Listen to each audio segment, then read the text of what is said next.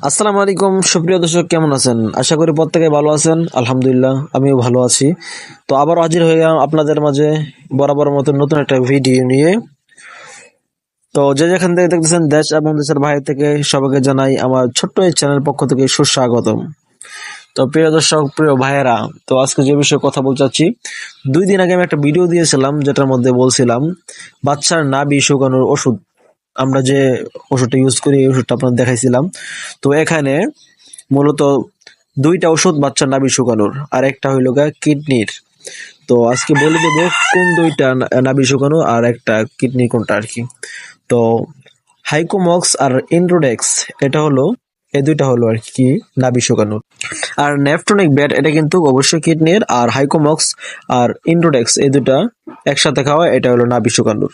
তো আশা করি বুঝতে পারছেন যে নাভি শুকানোর ওষুধ আর হইল কিডনির ওষুধটা। তো অবশ্যই মুরগির কিডনির অংশটা, কিডনি এটা কিন্তু বিশেষ একটা অংশ আর কি। তো অবশ্য কিডনির মধ্যে কোনো সমস্যা হয়ে গেলে এটা বাঁচানো মুশকিল হয়ে যায়।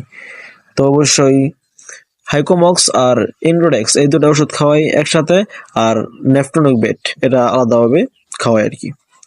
একসাথেই খাওয়াই হয়তো, তো আলাদা সময়ে খাওয়াই আর কি। তো আশা করি বুঝতে পারছেন। তো আজকের ভিডিওটা এই পর্যন্তই। আশা করি ভালো লাগছে। ভালো লাগলে অবশ্যই লাইক কমেন্ট শেয়ার করবেন। আর নতুন হলে অবশ্যই সাবস্ক্রাইব করে পাশে থাকবেন। তো আজকের মতো এই পর্যন্তই। ভালো থাকবেন সবাই, সুস্থ থাকবেন। আসসালামু আলাইকুম।